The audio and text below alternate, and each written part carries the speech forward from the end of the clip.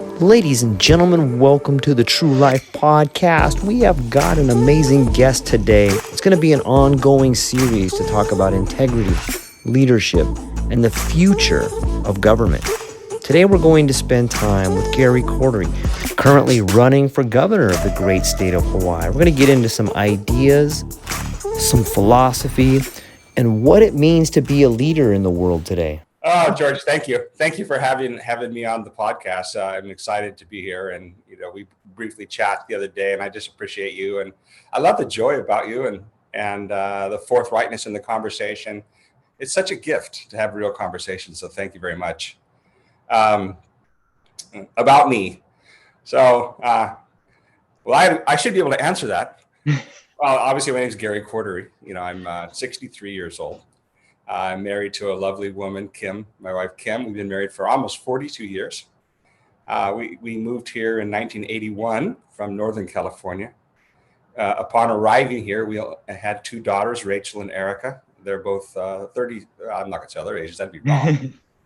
So they married two fabulous young men, Steve and Nathaniel. And we have 7 really amazing grandchildren. So, Kim and I are so blessed. We're so grateful for all that's happened in our lives, and really looking forward to this season and the seasons moving forward.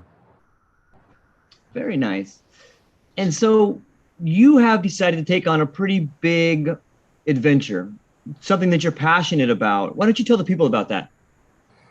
Well, thank you. Yeah, it is a bit of an adventure. Sure. A couple of months ago, I realized that there needed to be change in Hawaii, that our political environment and the way that people are treated and they don't have access to their government, and they're really struggling. The people in Hawaii are struggling under enormous pressure on almost every front.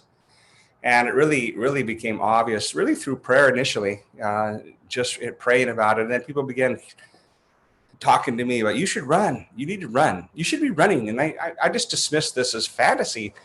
It was like, really, this is crazy. I'm a general contractor. This is how I make a living. I'm not a large company, but we've been really successful for what the vision that we've carried. And so the idea of actually entering politics, first of all, was, off the spectrum completely. I've never been in politics before, but people kept saying this, you should run, you need to run, you need to run. And so finally, during these times of prayer, I just realized that there was a connection between what I was hearing in prayer and what these people were saying. And I realized, okay, yes, this is something that I need to do. And I went in and talked to my wife, and we discussed it. And, initially I had all these back doors set up so that if possible, if anybody gave me a reason to not run, I would gladly, I don't even know if I would gladly, I'm making that up. I wouldn't do it. So which I came in and she said, yeah, that's right, you should. And then I said, hey, this may cost us everything. We may lose everything making this stand. I said, this is, where we're going is deep water, and it's going to be real. We're going to have, it's going to be a real endeavor that's going to take everything. So she said, yeah, that's right. Let's do this. So the decision to run for governor for the state of Hawaii was done. And there's no looking back. We are fully committed, 100% committed to a professional campaign until November 2nd, when we fully intend to to celebrate with the people of Hawaii a new direction for the state. I really admire that. I think first off, in order to be a good leader, you must have a good family, and there must be good communication there. I think that a leader, and I believe the majority of people would agree with me in that if you want to be able to be a leader, you must be a leader in your home, a leader in your community, and a leader in your family. And that doesn't mean standing in front of people and dictating things. That means communicating. And the first thing you said is like, George, I heard a message. I took that message and I asked my wife and my family. And that communicates to me, and I think other people in the state of Hawaii, I'm going to hear what you have to say, and we're going to talk about it, and we're going to move from there. I think that's a great sign of what a leader should be. And do you think that, you said that you were a contractor. I think that there is a bridge there, excuse the metaphor, but I think there's a bridge there. A builder knows how to build, and it seems to me that's what Hawaii needs. Can you tell us a little bit about your building background? Yeah, I think you're right. I want to go back just a moment. Without going forward with something with your wife, it's inconceivable. The idea that you're going to do this and do it separate or apart from those who are closest to you, it just makes zero sense. And without that strength and feedback, I mean, somebody always there to tell you, this is just a form of wisdom that you wouldn't exercise and embrace that. That'd be really short-sighted. And that's true in general in life. It has, we need friends. We need loved ones. We need friends that will actually speak the truth and help us to find the way. We need, for success, you need counsel. You need wisdom for lots of counsel, lots of perspectives. And my wife she's an honest, strong, loving woman. And, if there's something not right, she'll say, what's with that? Or the simple things. Your shirt's not, ironed or whatever. She's just so awesome. So, you're absolutely right. I believe that completely. With regard to being a builder, back in the day, back in '79, as a matter of fact, which is a long time ago, my friend called me and said, "Hey, we're gonna go dig ditches at Mare Island in San Francisco, and we're gonna make $13.25 an hour." Now I was a young man, and in '79 that was a lot of money, and I said, "Yes, we're all about it." Called my boss. I said, "Bob, got this option." He said, "You go." He was so supportive, and obviously from that point, I started doing work on the military bases all over the country. The company I worked for would bid a job on some base, whether it was in North Carolina or Southern California, and we'd just go there. We'd rent a house, work. Then I got married. I got married in 1980, and the first year of our marriage, I was gone 10 months, not straight, but we would get up at 3:30 on Monday morning, get home Friday night at 8:30, 9 o'clock, sleep on Saturday, fight on Sunday, and go again on Monday. And that was a pattern. That became a pattern. It wasn't working. So when the opportunity to come to Hawaii, we decided to go on an extended vacation. We came here and met some friends here, and really were embraced by the people here. We bid a job at Pearl Harbor. He wanted to know about construction, military construction. I didn't have contacts here. We worked together. We bid this job. We never went home. And that sounds like a cliche, but it does happen. We literally Kim never went home. We rented a place. About 3 months later, I went back and moved our stuff out. We were newlyweds anyway, so we didn't have anything, which was nice. Ultimately, providentially, that move to Hawaii meant that wherever I went that day to work, I came home that night. And so the move to Hawaii really wasn't about construction or money. It was about God's kindness to our marriage. And in that, it was a pivotal point. It was a decision that we made. And, sometimes you don't recognize the result or the reason for these decisions until later. It's kind of hindsight conversation. But ultimately, I realized that this was sovereign. This was set up for our well-being. And so from that point, we started doing construction here. I never left the base in Hawaii for 7 years. Just job to job to job. And, for the total variety you can imagine when you're doing military work, you're doing major repair one day and next day you're doing concrete. And that's how I got my experience. I never worked in a firm. I never worked for a firm before. I worked for myself from day one, even when I was working for the other gentleman, it was all piecework.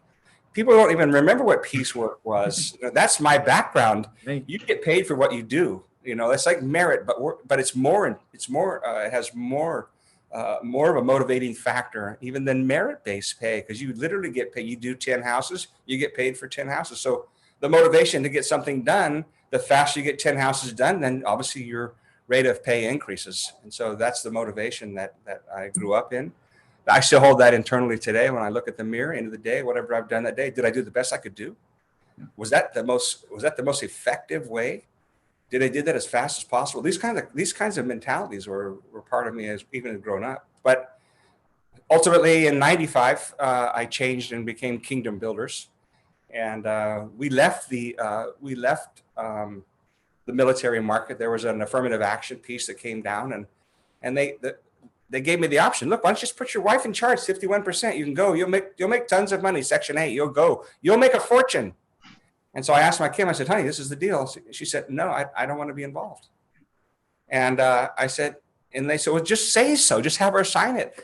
And the answer was no, that's not right. There's no integrity in that. And so we didn't do it. And from then on, we went out to the private market and been doing churches, schools, tenant improvements, across the board, everything from the very foundation, earthwork, site work, concrete, the whole deal. up until this point, we're still working at this point right today. There's so much in that story. And, I see a common thread, like an Ariadne thread that finds its way through the maze. And it's this idea of faith, integrity, and building. In your story, you talked about coming to Hawaii and realizing, hey, I'm starting over. I'm building this new life. And you talk about building foundations, not only by piecework, not only better than merit, but by building by pieces. It sounds like you rebuilt your life. You built a relationship. You built a home. And you built a moral foundation on which you can move forward. And you know right from wrong. And you know what it feels like to maybe have something put in front of you, like, hey, just have her sign this thing right here and you can move forward. I think that is something that in all of us, we know what's right or wrong, but sometimes that temptation to do what is wrong will get you. Is there can you tell us a story maybe about sometime you've been tempted to do something, but you found the courage to not do it? It sounds like you did that previously with your wife, but maybe you have another story you can share about temptation. Well, I think I think temptation is about all of us all the time. There's an inclination to take the easy road. Yep. If you don't do this, you can make more money. You cut the corner here. If you cut the corner here, it'll come out. Nobody will know. Those conversations are in every industry. They're actually pretty well founded in the construction industry. Most people hear you're a contractor. There's some connotation about that. They've had a bad experience with somebody, and so those temptations are always there. I mean, I would be dishonest to say that, wow, if we did it this way, it would be better. But ultimately, at the end of the day, I know who I serve. I know what this is about. And ultimately, when you're in construction, you have a client, right? You have your crew. So not only are you always in front of the client doing what's right, but you have families, these men and women that work around you, that you labor with day in and day out. Their lives matter. And how the decisions that I make, as the leader or the head of the company, those people are watching. They've watched my life over the last 40 years, and they take it home to their families. These young men and these young women, they take it home to their families, and they have to address the way that they make decisions. This is a part of mentoring. And it's not even like a decision. Oh, we're going to mentor you today. It's just part of life. You just live your life. When have I wanted to cut corners? I mean, I can honestly, nothing comes to my mind. I'm sure that they're there. I appreciate your listening. You're a really good listener. I appreciate that. I love your questions. I think, the issue is really, it's much like what we got going in our state. We have people who are laying foundations, but they're not principled. They're not thinking about, the future. They're not thinking about the consequences of their decisions. They just want to take the shortest path forward, the easiest one. And the easiest one usually undermines the end result.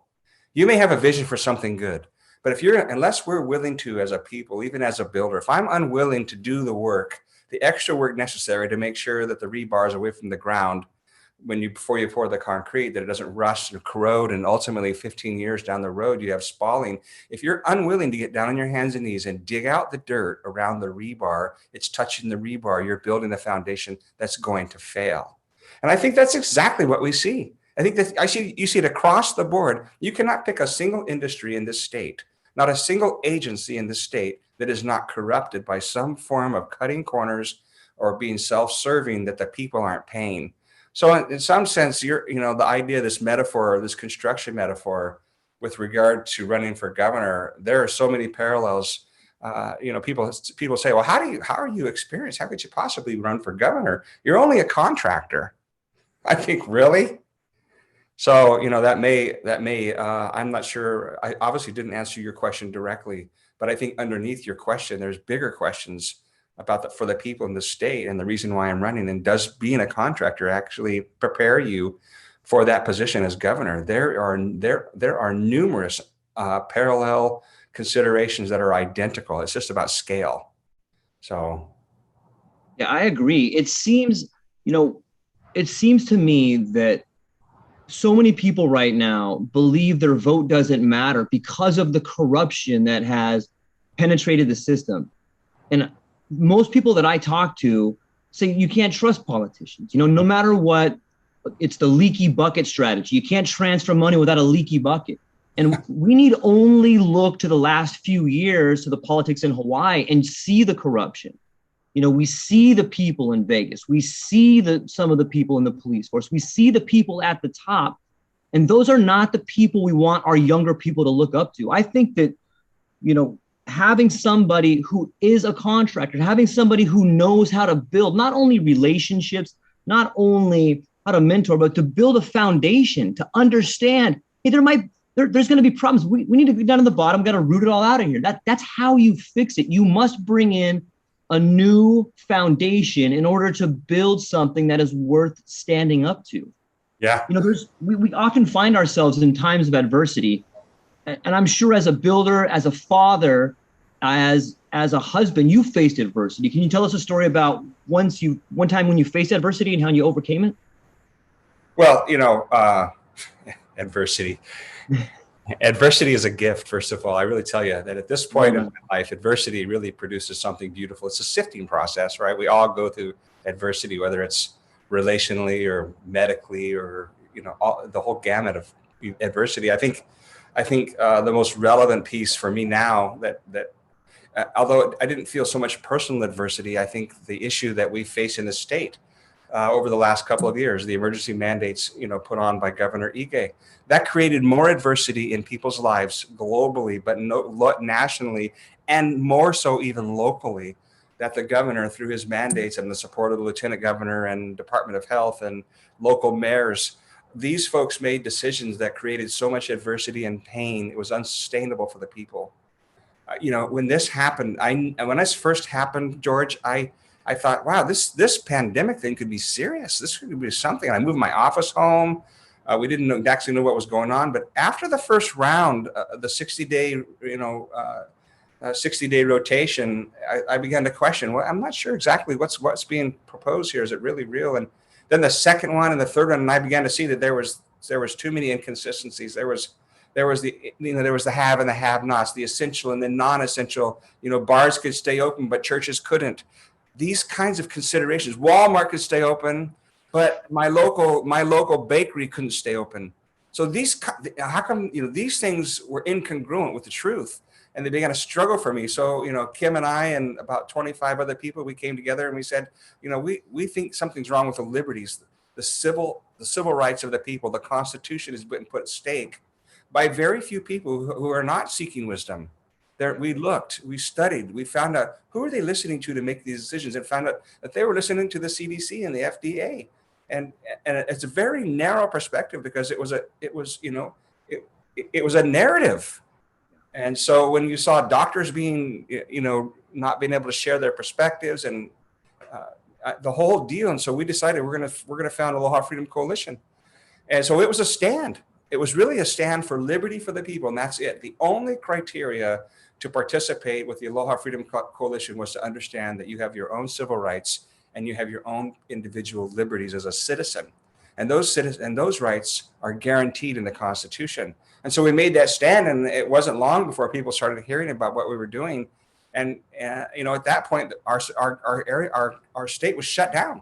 You couldn't gather together. You couldn't have more than 5 people in your house. You couldn't go to the beach. You must remember this.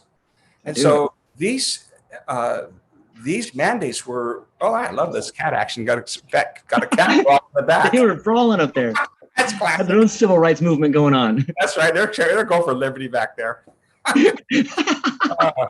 Anyway, so we stood, and then we had the mayor against us. We had the police against us. We were at the park at Kapiolani. We had 100 police come out to an event. It was a peaceful event where we're having hula. We have testimonies, and the police are out there taking people down, and it was absolutely bizarre. And the people of Hawaii said, no, thank you. This is not right. And there's a number of people in Hawaii. In fact, the majority of people in Hawaii were very concerned about COVID and the mandates and the supposed vaccine and all of that.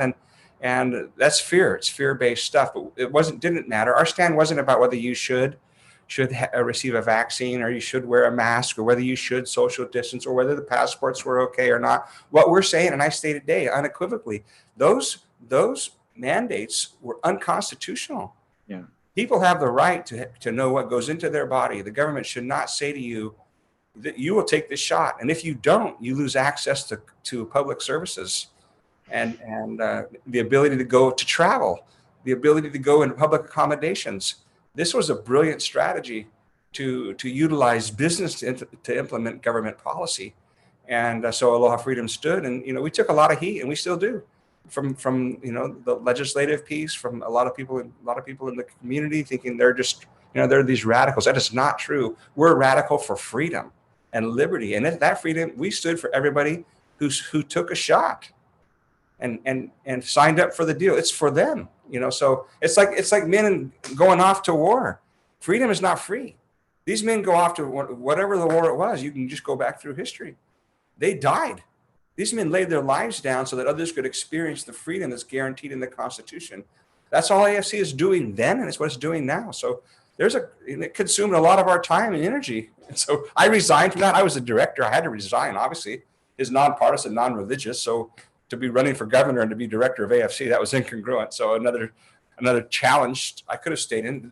Could they use my leadership? Of course they could. It would be a blessing to be there because I love their work. Yeah. But so adversity. I have other adversity. I have personal adversity. Our kids left. Our kids saw the crushing, state here, what it meant to survive here in Hawaii. All of our two families left and went to Utah. That was crushing. Kim and I cried for a year. We thought we would, they're born and raised here. The grandkids are born and raised here. And for them to come together and say, we have to move. We see the writing on the wall. We cannot, it's unsustainable here. And that is really hard. I don't see my grandkids. That bothers me a lot. So anyway, I don't know if that answers your question, George. It does. I've just been rambling, so I hope that's okay. No, far from it. You interrupt me when you're going, come on, Gary, bring it home. No, I don't want to interrupt because I think that what you've said are things that unify everybody in Hawaii. I think that the majority of people in Hawaii are people that are strong and care about living their life and their freedoms and their families. I think it's amazing that you started something that was, to me, a lot like the civil rights movement. Here's these people going out and standing up in a peaceful way, saying, hey, these are our freedoms.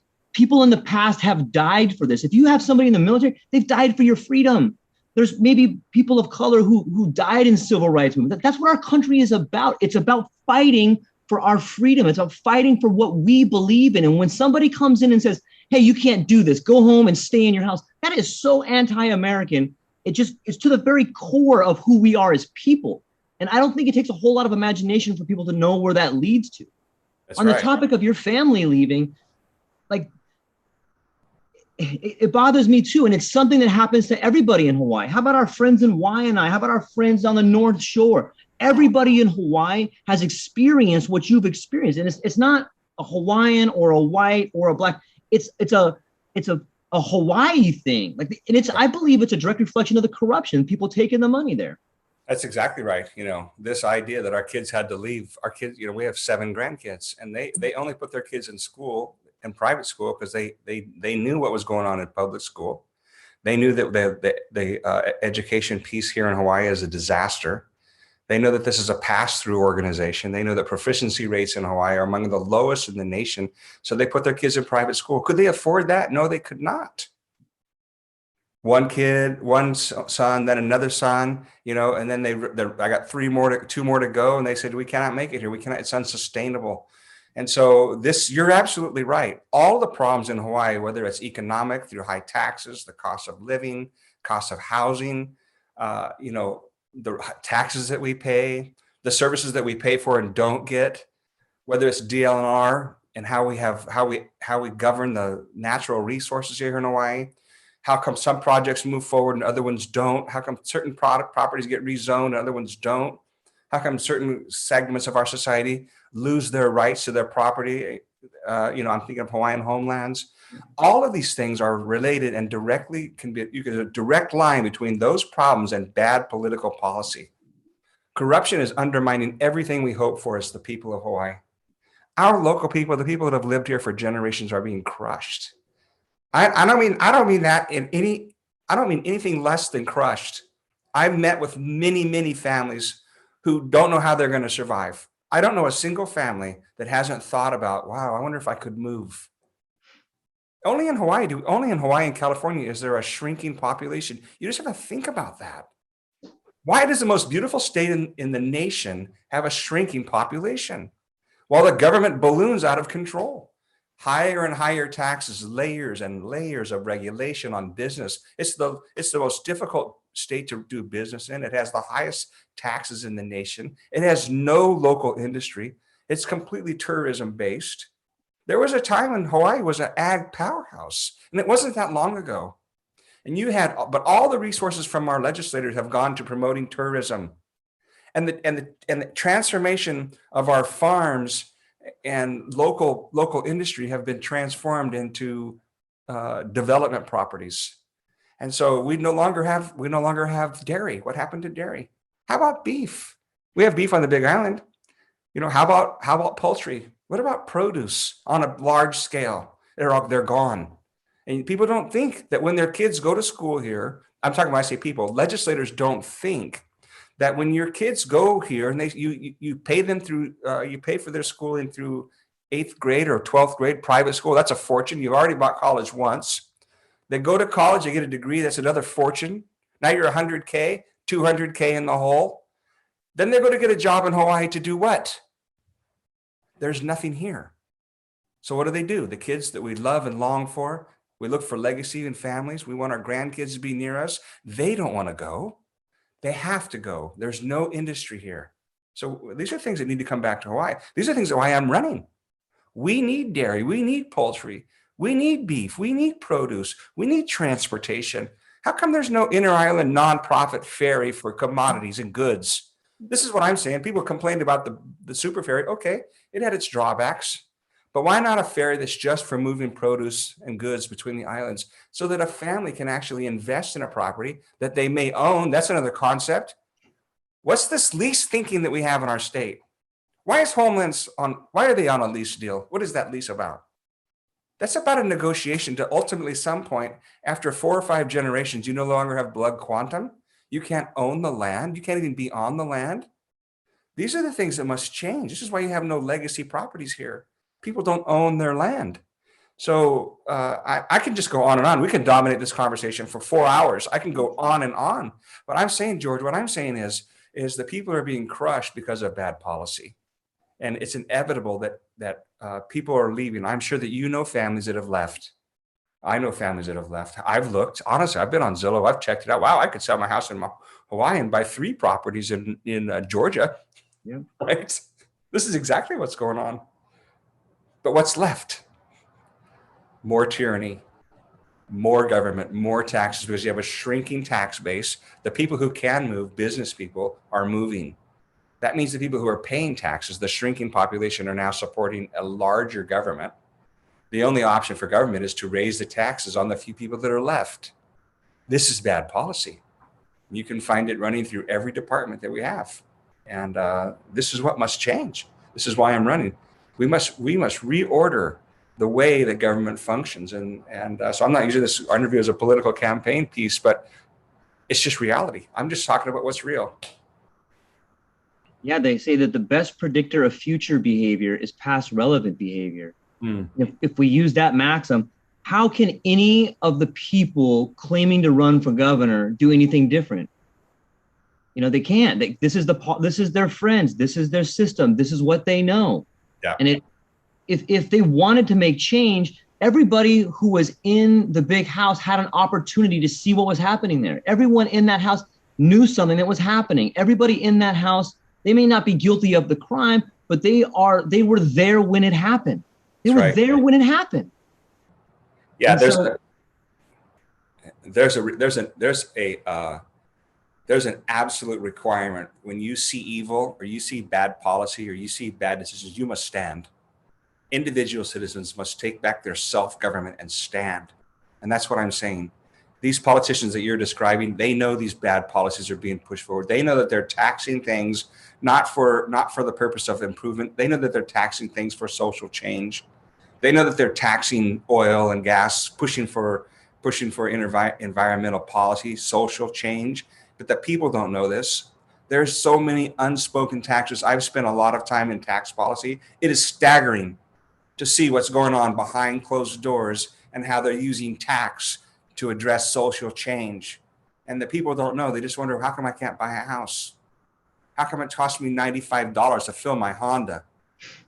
This is incongruent with integrity. It is not a service. They do not serve the people. Our legislators are supposed to work for the people. They do not. You have no access. I guarantee you, George, if you have an issue and you go to your legislator and you say, I have an issue with this consideration, it's thank you, but no thank you. We got this. That is not the way our system is supposed to work. And so, man, I tell you, there must be change. Yeah, I agree. I know I'm a Teamster. I am a blue collar truck driver. And when COVID hit for me, no one knew what it was. We knew it was dangerous. We thought it was something that was really, really bad. And we go into work and they tell us, okay, yeah, it's bad. We want you guys to go deliver to these rest homes, go deliver to all these places. And I'm like, wait a minute, if this is what it is, why would I possibly take this potential virus to these people who could be infected? The state knew about it. I believe that people that are in power were more than aware of what we were doing, because we reached out to them. Hey, look at this. They just turned a blind eye. Don't worry about that. And for me and so many truck drivers, so many blue collar people, so many essential workers, we go out there and we're like, hey, what about us? What about us? And the next thing you know, it's like, well, you have to do all these mandates now. It seems to me that the people in power had turned their back on all the working people, not Hawaiian, not white, not Filipino, but everybody who was working. They just turned their back on them. And I think that so many people see this corruption. They see the people in power turning their back on them, and it is for social change. You mentioned earlier about making some changes about dairy and poultry and maybe changing things around. Can you talk a little bit about what that might look like, or what kind of policies that you may be able to start changing? Yeah, well, policy in Hawaii is it starts at the departments that we have, right? So if you everything that I just mentioned falls under Department of Land and Natural Resources, DLNR. Over the last 30 years or so, policy within DLNR has changed dramatically, and it's made it almost impossible for a local farmer whether produce, whether it's dairy or beef or anything like that. They've made it impossible through regulations for these people to actually have a viable business and make it profitable. Regulation upon regulation. So first thing you have to do in Hawaii is you have to look at the regulations. What are they for? Are they really to provide public health? Are they really about health piece? Are they really about constraining industry so we can redirect resources towards tourism? So a change in the direction within these departments is absolutely required, and that has trickled down into what happens with the ground that's being used. You see, I was up in Waipio the other day and I saw this 500-acre solar farm. Now, there was laws on the book that said you cannot put solar energy on top of prime ag land. It's codified in law. But when you start looking at policy within DLNR, and I'm not talking about this one specifically, but they rezone properties to accommodate new technology. Now, technology is good. We need that. But we don't need solar on top of prime level agriculture ground. We need it on the side of a hill. So what happens to the possibility for an ag grower who's competing with a huge a national or international solar company for the ground? They come to the state, they come to the legislators and they say, listen, you give us this deal, we'll sell tax credits and somehow you'll benefit. You cannot eat a solar panel, I'm sorry. We need policy that actually supports the possibility of ag. I get feedback online, well, how are you gonna do that? You sound like more big government. I'm saying no. I'm saying the problem with local industries is that the government's got its hands in everything. And government should be getting out of the way. It's government's job to create opportunities for business, right? So, and there's a small dairy left on Oahu, and the stories for this person to remain in business, it's been a fist fight because of regulations in the state trying to shut this person down. Time after time after time, new regulations, new tasks. You don't have these industries because there's no slaughterhouses. Get in a slaughterhouse on the North Shore of Oahu. Can you imagine what this is going to be required because of regulations? So the regulations are designed to constrain industry. So you've got to open up the ground. You got to deal with the way that the ground is being used. You got to take away these these leases that are being given to farmers. I know farmers in Waimanalo. They love farming. They've been farming for generations. But the state will give them a 3-year lease on a piece of ground. So they're going to take their life savings and they're going to dump it into a 3-year lease. And then what? At the end of 3 years, that piece of property goes up for market, right? And a trucker, he can pay for it. He's making money. He's essential. He comes in and says, "Listen, I'm bidding for I'm taking this lease." This farmer, this local farmer who's on the ground trying to grow taro or papaya or whatever he's growing, he cannot compete with an industrial piece. He loses his ground. Therefore, he won't grow. So how come farming disappeared? Because of bad policy. These Ag 1 properties, these set aside properties that are designed for industrial use, they can be modified in such a way that it creates opportunities. And then I mentioned earlier, there is a market for it. People used to say, well, the reason people they don't buy local is because, the stuff coming from Ecuador or Mexico or wherever around the world, the produce that comes into Hawaii, it's cheaper. It's cheaper there, right? Not anymore. The costs of moving goods from the mainland are just as expensive. So now there's an opportunity for the local producer to have a competitive marketplace piece in a store. And so what we need to do is we need to create markets, help assist them in getting into the store, getting product from the sowing to the reaping to the store, and then to be able to move that product across the state. So if you're Parker Ranch and you're Big Island Beef, you want to have a competitive market on Oahu. That's where the market is. We have 1 million people on Oahu. If they had a way to move their product to Oahu that was cheap, then we would see it would be win-win. You would have local people growing local products sold in a local marketplace, right? The food is better and healthier. There's a place for people to go to school and get a job. I know somebody who got a degree in ag. What are they going to do with a degree in ag in Hawaii? What are they going to do with it? Our greatest export, it's a shocking thing to know, the greatest export in Hawaii, scrap metal. That is a shocking. You want the top 3 are scrap metal. Number 1 is truly scrap metal. Number 2 is engine parts from the base, from Hickam and Pearl Harbor. Number 3, spare airplane parts. These are our largest monetary exports. Number 5, beer cans, aluminum cans. Number 10, copper. The only thing that Kauai is producing that can be exportable is trash. That breaks my heart. That is not right. We have brilliant people here. We have hardworking people here, people who love their families. They want to stay here. They want to work. They don't want to live off of the scraps from some other industry. They want their own lives. And so that's what I'm about. This idea that Hawaii cannot be self-sustained is promoted by those who want tourism. And so we don't need to spend all this money on gathering tourism. 8 million, that's enough. We have enough. And who's thinking? What other governor is thinking about Bitcoin and blockchain technology? Nobody's talking about that. Our kids don't go to work here. There's 400, 500,000 kids in Hawaii that are sitting home trading Bitcoin, and people don't know. Nobody's talking about it. Our technology infrastructure in Hawaii is so archaic. No wonder it takes so long to get anything done. I talked to a lady just the other day. She was here on vacation. Her husband dies here while on vacation. The state of Hawaii did not give her a death certificate for 4 months. How does she close her life out? How does this happen? And in the mainland, she told me in the mainland it takes 2 or 3 days. 4 months. So this is bad policy. This is systematic.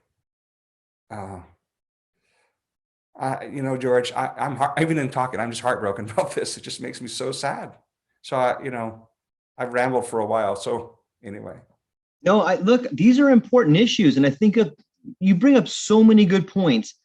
One, for the first time I've heard anybody say this, you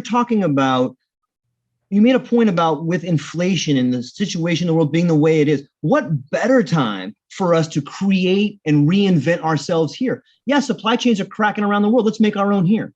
We can't afford our own stuff here. Like fruit grows year round. You could have 3 or 4 crops here. There's no better time than right now to make this sustainable. And on the topic of tourism, and look at, if we do have limited resources here, it's not the people that should be suffering. Look at these fountains out in front of like Pilani Park and all this stuff out there. How can tourism possibly take so much from Hawaii and give nothing back? They're just taking everything and giving nothing back. And I think it comes back to the old wink, wink, nod, handshake in the big house down there. Here comes the tourism lobbyist, makes a few deals. Maybe they take a Vegas trip somewhere, and next thing you know, they're getting rights to this and rights to that. But you bring up so many good points. There's so much talent in Hawaii. There's so many opportunities for us, and there's no reason any of our kids should be leaving when we could make this. You can make schools in Waianae great, make schools in Molokai great. There's so much here that we could be giving back to ourselves instead of just being ripped from our pockets. Yeah, it's the opportunity is before us. Yeah. We have, we're in the information age, right? Yeah. The information age is skyrocketing at a pace I cannot even keep my mind around it. I'm a little early for this. I'm a little old for this technology thing, but I see it all around me. In Hawaii, we have so much high-tech industry here, with the military here, with the university system, with finance, with medical. These industries should be drawing people to Hawaii. Our young people should have a place to go to work where they make a great wage, where they should be able to afford a place to live, right? And so you're right. We, in our industry here, our produce industry, when I walked through Safeway the other day, I looked in the center aisle. It was beautiful. It was like a piece of art. The only thing wrong with this piece of art is none of it, except for some squash, was from Hawaii. None of it. And I just go, things like avocados. Who doesn't know that we have the best avocados in the world, right? Or papaya or mango. They're all from somewhere else. And so this is all about big ag. This is about national corps. This is, so we've traded local industry for Costco. You want to know what we've done? That's what we've done. So, and the idea that everything should come into Hawaii, that we should receive all of our import, they say that we're, a week's worth of being nothing on our shelves. The beef, I looked in the shelf the other day and I thought, wow, it's pretty scarce in here. Pretty scarce. I looked down, the 2 steaks was $29. I said, are you kidding me? I remember what it was like to feed a family of 4. I'm a father. You have a family. And these people who come out of the store, a couple of bags of groceries, it's $400. How are they going to do that? This is all bad policy. And we can do that here. It can be done. Is it going to take a couple of seasons of sowing? Yes, it is. But can you redirect the resources now? Do we need to spend millions and millions of dollars trying to draw tourists around the world when we have no infrastructure? Why don't we have desalination here? Right now, there's 185,000 scalable desalination plants around the world functioning right now. Why don't we have one at Barbers Point? Where's the government been? Did they not know we have water issues? They talked about Red Hill recently. You know how long they've known about Red Hill? Decades. When do they decide to do something? When people can light their water on fire in their kitchen sink. So this is exactly what we have, a knee-jerk reaction to, oh my gosh, we have a crisis that you created.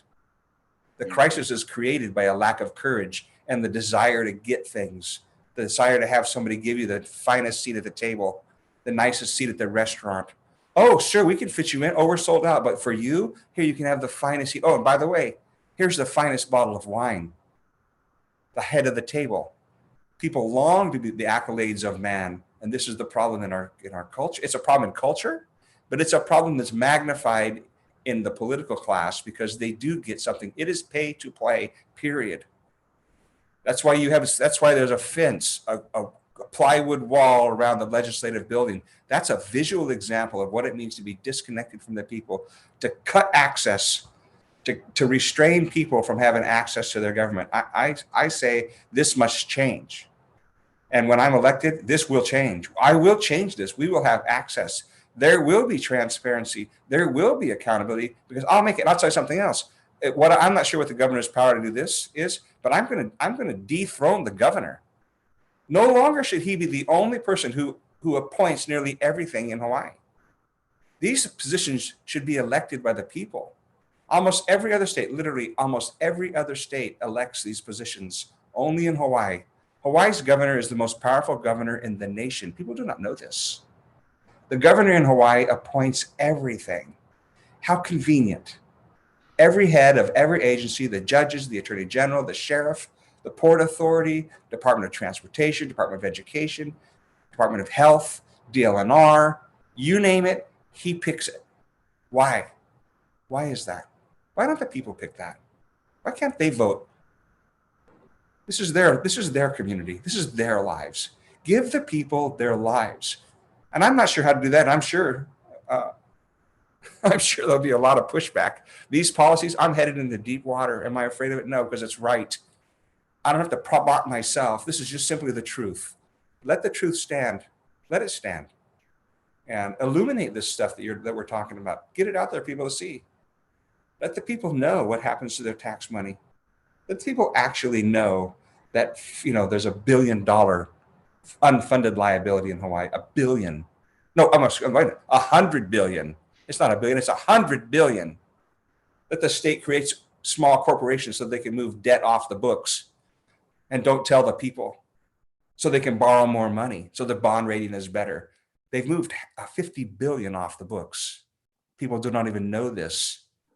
So is that corruption? That is absolutely corruption, because it's your tax money. It's your money. It's my money, George.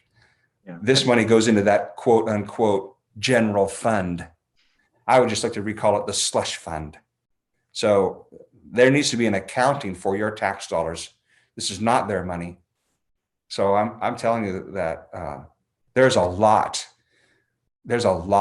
could be had. There's a lot of change, and we can transform the state.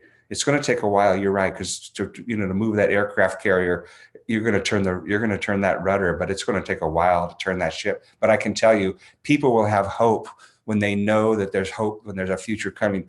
Good people go into hiding when there's bad leadership, but with good people, there's abundance. Good leadership, there's abundance for the people, and that's my candidacy. Good leadership will create abundance for the people. Wow, Gary, you're starting to sound a lot like Martin Luther King. You're starting to sound a little bit like I've been to the mountaintop. I've seen it. Here's a guy who came out when there was no hope. Here's a guy that came out and said, look, I know it looks bad right now, but I have a dream. It's a dream against anti-corruption. It's a dream where all our families come back. You're starting to sound a little bit like, you have nothing to fear but fear itself. And it's, I'm grateful. I think that we are in a similar time. They say that history doesn't repeat, but it rhymes. And what you're looking at right now in the state of Hawaii is the same thing that MLK was looking at in the civil rights movement. It's the same thing that JFK was looking at when he had different people breathing down his neck. And you're so right. Good people look for good leadership. People will come, and you've proven that with the Aloha Freedom Coalition.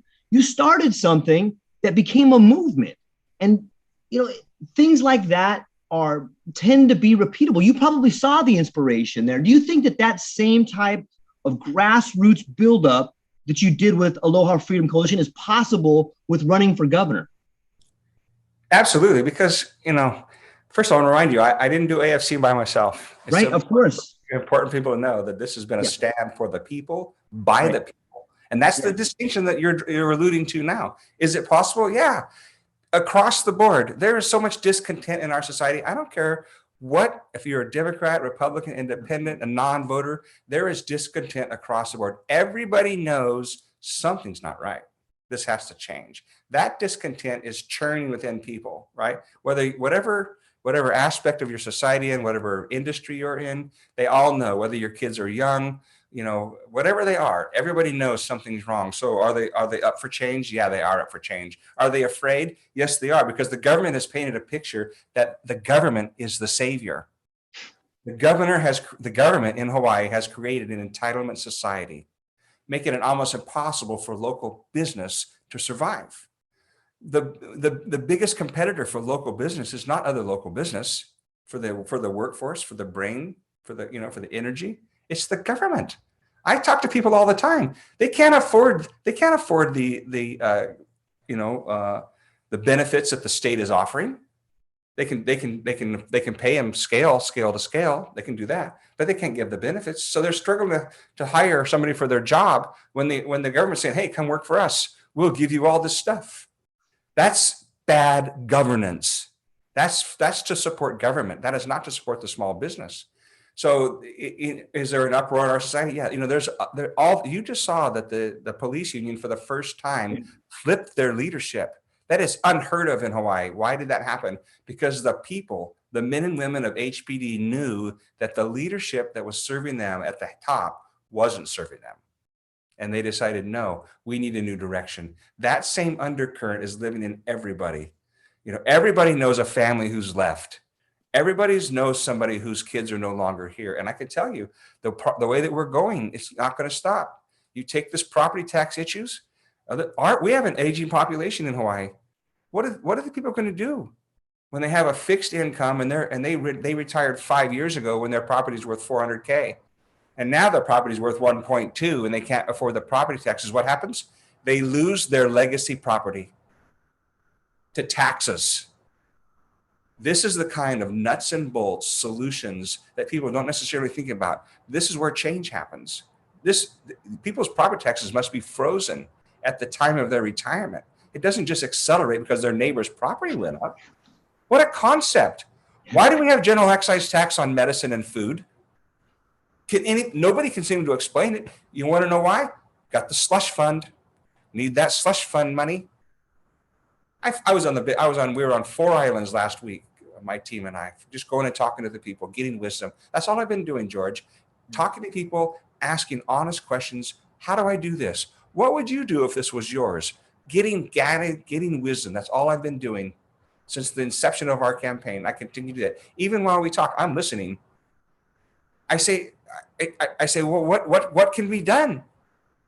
They have very little answers because they're just bathed in fear. They don't know what can be done until you start actually talking about how things can change. And then they perk up. They go, wow, I never thought about we could have that here. We can have that here. So is there change in the wind? Absolutely. Is there change? Are others that are running for governor? Are they articulating this? No, they're not. There's a platitude. You can take a platitude of changes from candidate to candidate. Oh, we're going to fix housing. We're going to fix the cost of living, the economy, education, blah, blah, blah. You can run it from cycle after cycle after cycle. You can take that same lesson. You can put it on each other's candidates' platform. It's the same. Nobody talks about, let's deal with this stuff. And so is there the same undercurrent of discontent? Yes, there is. Is it going to change who wins the governor's seat? It is going to change. It is going to change.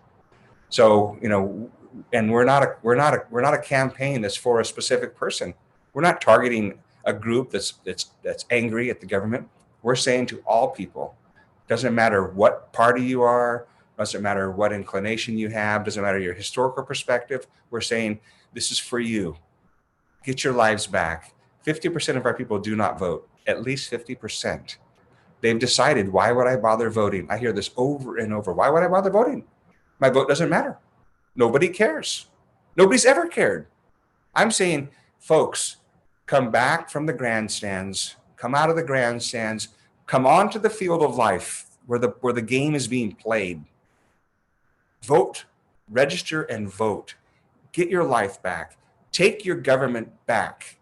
Realize that your vote matters and that it should serve you. And so that's what we need. People have to deal with that, have to deal with election integrity. Corruption in election integrity, unbelievable. People may like the outcome, but it's not right. One voter, one vote. That's it. And so when you see these changes implemented, then you'll see real change in Hawaii. Yeah, I want to be mindful of your time, Gary. I had an hour with you, and so we're coming up on that hour now. Okay. I know you're busy. I'm super thankful for your time and spending time with us. I think that's a great message. Is there anything else you want to leave people with until we meet again, maybe next Thursday?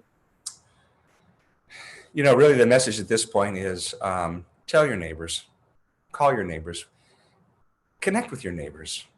When's the last time you had a conversation with your neighbor? Just a conversation. Can we just reconnect as a community? Can we just talk about what really matters and pretend like everything's okay? Everybody's just pretending. They're hanging on like they're just like cats on glass. They're barely hanging on, and they don't want to tell anybody about their fear because they don't want their fear confirmed because they know somebody else is just hanging on.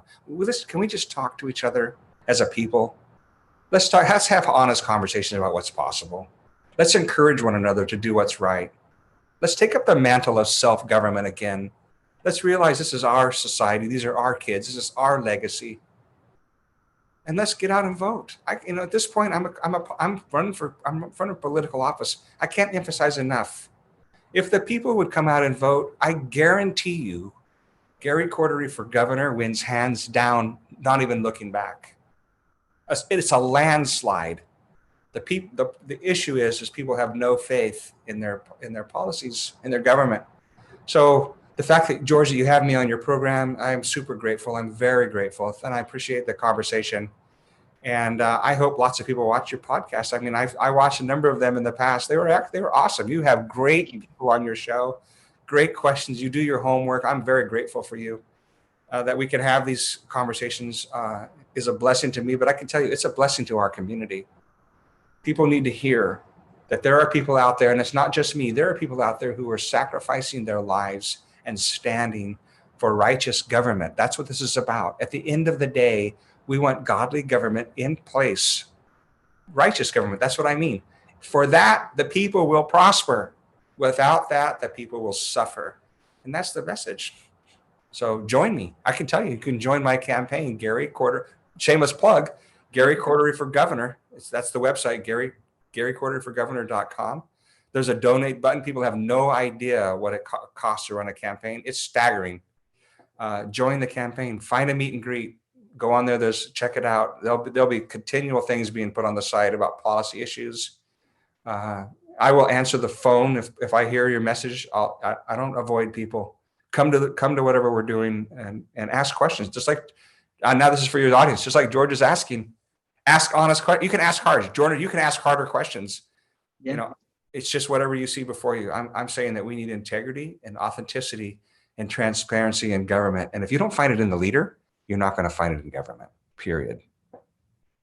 So that's my final pitch. Fantastic. Ladies and gentlemen, thank you for spending time with us, and we will see you soon. Aloha. Aloha. All right. Thanks, brother. Aloha.